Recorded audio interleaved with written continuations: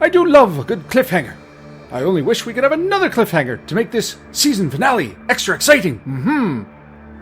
Ask and you shall receive, wizard. The time has come to fire up the barbecue minions. Soul food is on the menu.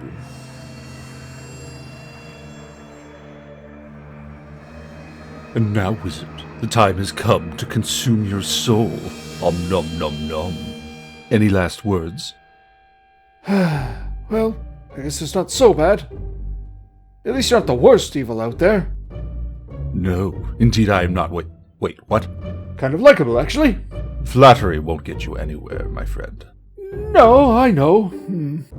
But it's true you're not the worst evil. I like your teddy bear bib, by the way. Yes, it's dandy. So, who is more evil exactly? Oh, you wouldn't want to know. Humor me. Well, you know about the Wizards of the Coast, right? And the whole OGL fiasco? And that's the worst. Pure evil. Yes, hold that thought while I look into this. I won't be out-eviled by some corporate raiders. Huh. I can't believe that actually worked. Phew! Hello, friends! Welcome to Season 2 of Mage's Musings on our 1-year anniversary. So, who's up for a review cap?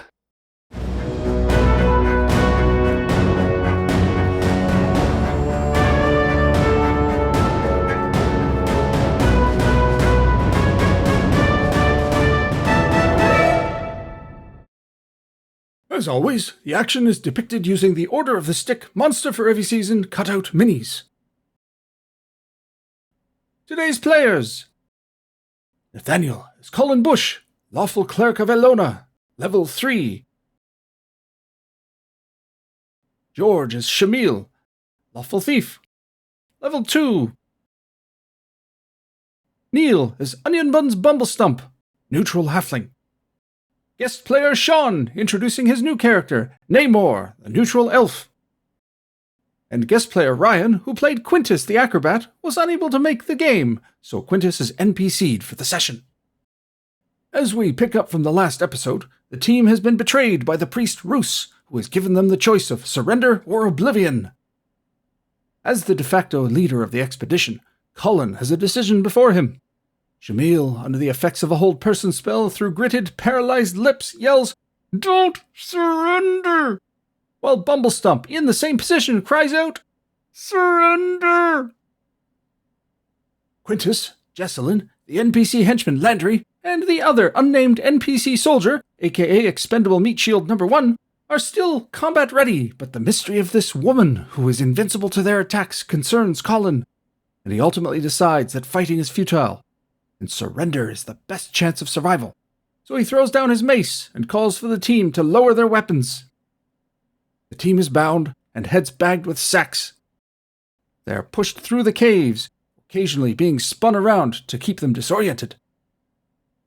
After an indeterminate length of time in the caves, they soon feel the cold air of the outside, where they are led a little bit through the woods. Eventually other voices are heard, and the team hears Roos discussing their worth in ransom once their task is done. Colin attempts to glean information, demanding to know where they are being taken, but is rebuffed. Roos returns to the cave, informing his unseen allies that he must go and report the tragic deaths of everyone else, including his own acolyte. His rough condition from the battle is proof that he fought as hard as he could, but ultimately had to withdraw. The team is shoved into a caged wagon by rough hands and unrecognizable guttural voices, followed by an extremely uncomfortable trip. Morning passes into afternoon as they are rattled around in the tight cage, eventually offloaded and led into a cell where their bindings and head covers are removed by unknown human soldiers accompanied by a gnoll. The human leader and gnoll have a brief conversation of box and yips, speaking gnollish to one another and referencing Colin and the others. In the cell, they meet another prisoner, an elf. Thus, Sean introduces his new character, Namor. Namor was en route to the keep on the Borderlands to find mercenary work, but was jumped by orc raiders and brought here. He has been here only a day, and says that the gnoll is their jailer, but never seems to have any other guards assisting him. He understands Gnoll, and having heard what the human leader said, reports that they view Colin Bush as a prime prisoner who's not to be abused. The others are fair game, so long as they are kept alive. The team immediately sets to discussing how to escape. The room is pretty bare, with no features but the massive door, and some small skylights lining the ceiling, letting in a minuscule amount of fading light as the day wanes. Shamil attempts to scale the walls to see if he can find something, anything, shimmying along the room, though this proves futile. The Knoll jailer arrives with several wooden bowls of gruel, demanding that the group steps back to the walls as he enters. He drops the tray with the bowls and exits.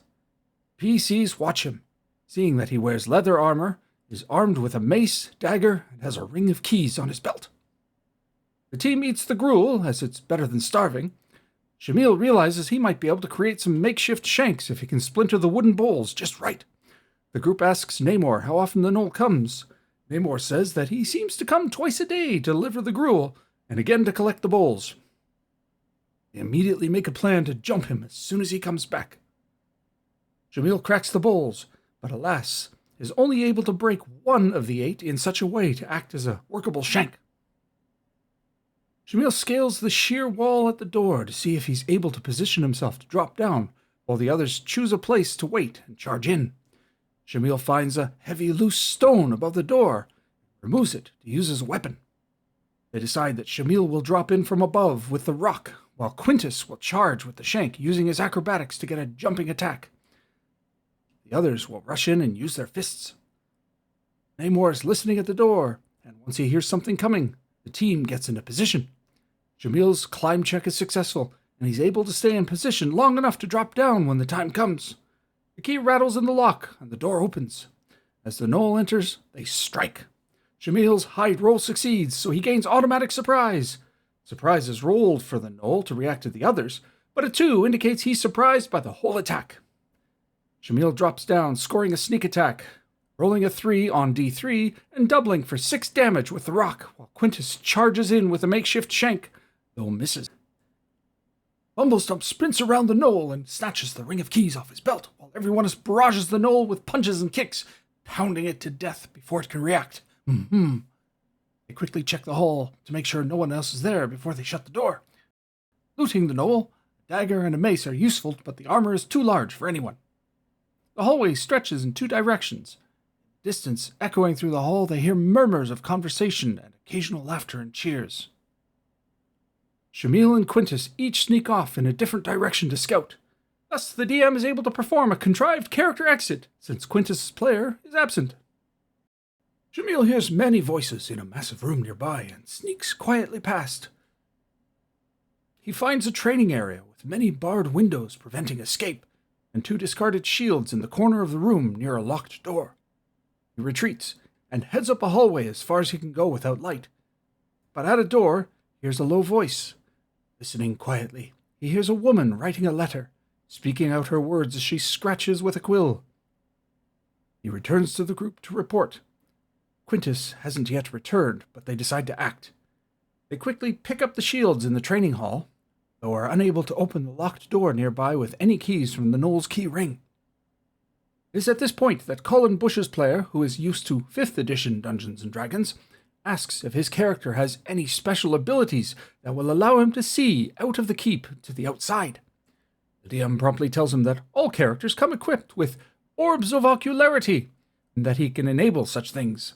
The young player is excited until it's pointed out to him that these are otherwise known as eyes. Colin and Namor look out the windows and see thick woods, with a tree line about 50 feet away circling the fortification. There's nothing to give them any indication as to where they are in relation to the keep on the Borderlands. Even escape from this place means they are lost in a vast wilderness, unless they can get some bearing. They decide to sneak over to the room where Shamil heard the woman.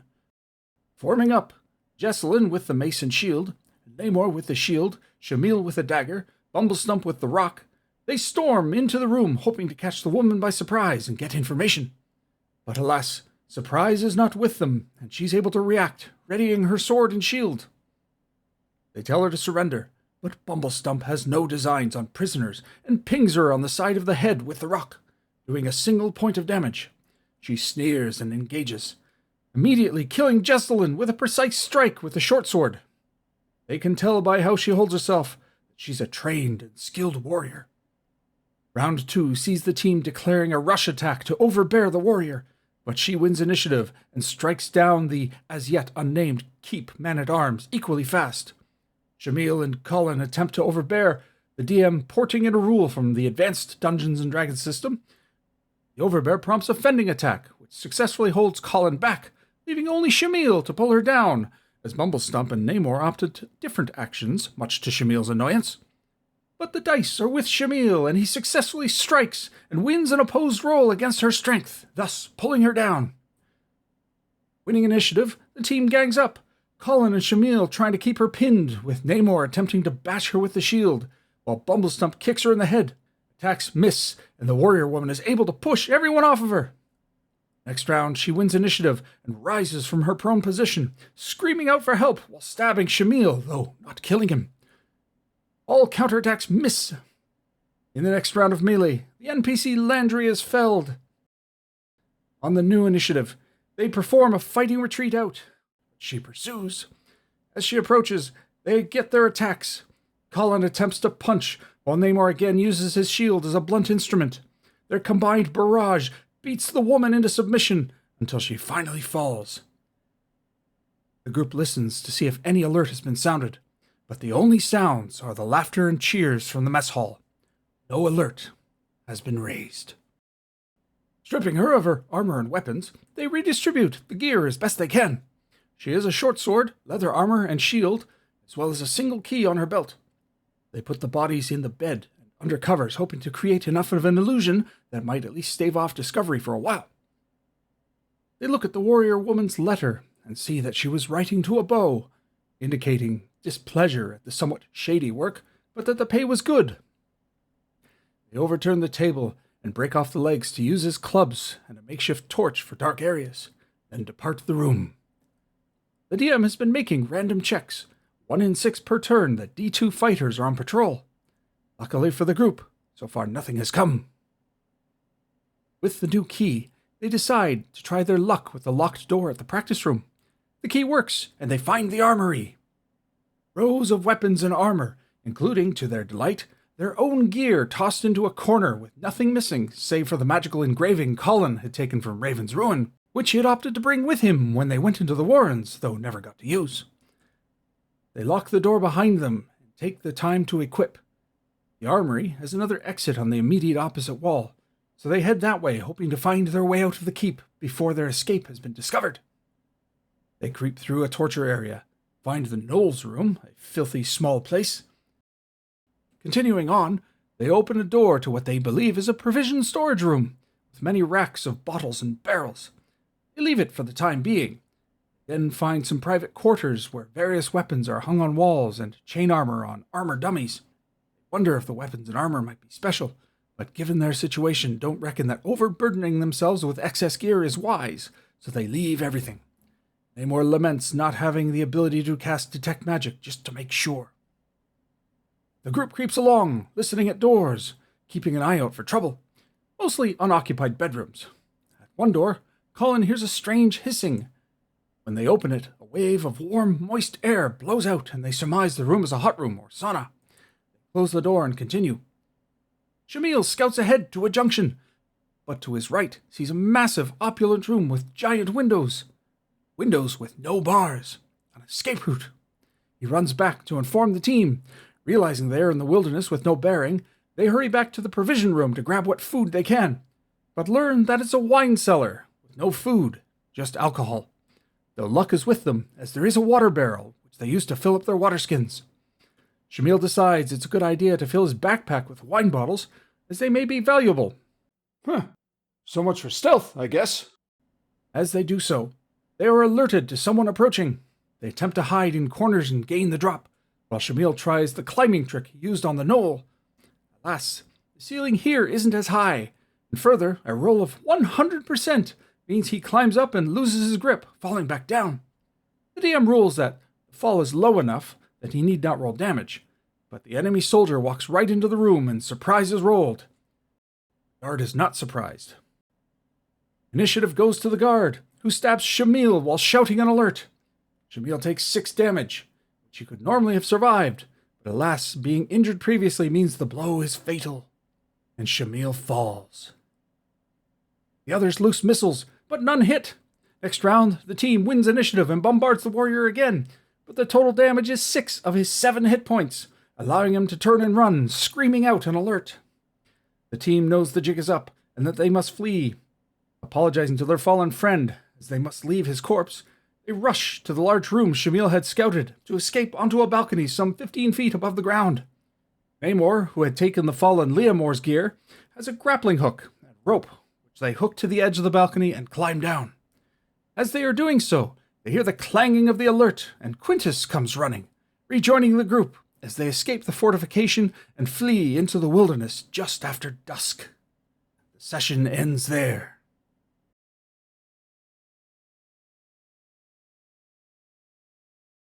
This fun little scenario comes from Module B9, Castle Caldwell and Beyond. The second of 5 reviewed on this channel thus far. As with many of the scenarios in B9, this mini-adventure has its flaws, but manages to work despite them. There's a ticking clock, danger and reward, and need for players to get creative as they start with no gear. As written, the scenario is meant to start with the players having already been captured by the enemy de jour, something I'm not generally a fan of, unless the players got themselves there. But, fortunately, that is the case here. Players must then figure out how to overcome their lax jailer, sneak out of the enemy fort within 10 turns, before the bulk of the fort's soldiers finish their meal in the central mess area and discover their escape.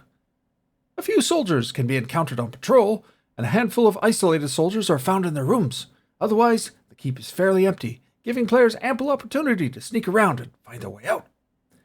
At first glance, Great Escape doesn't impress. Primary gripe with this one is that the map has one glaring flaw. Can you see it? I'll give you a moment. There's no proper front entrance or gate to this fortress. I found that quite funny. How do people get in and out as a matter of daily life? The interesting thing about it is that it never comes up. The players are so hell-bent on escape, they take the first opportunity to climb out of a window.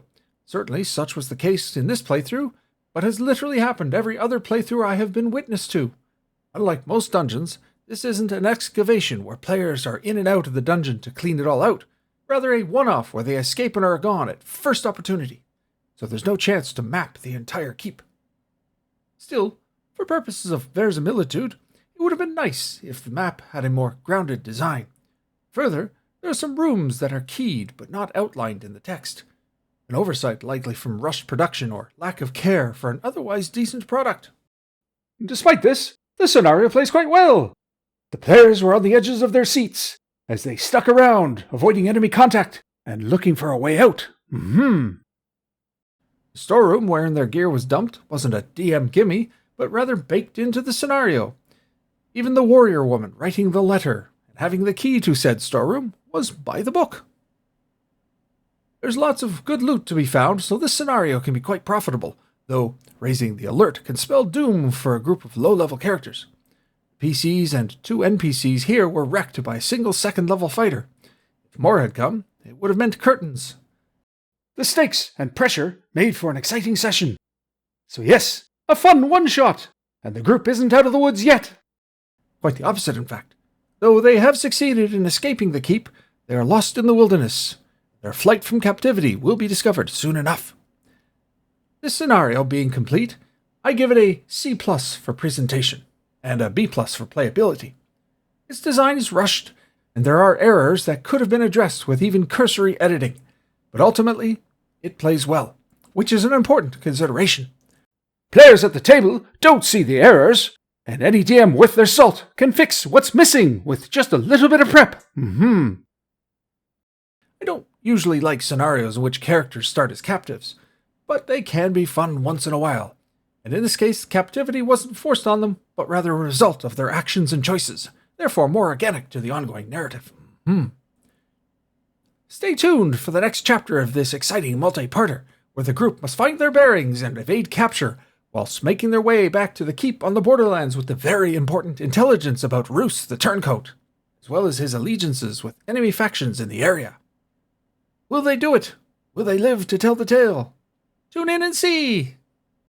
Thank you all for tuning in to our Season 2 premiere on this, our 1-year anniversary. That dastardly Demi-Lich will be back, so I must take some time to strategize.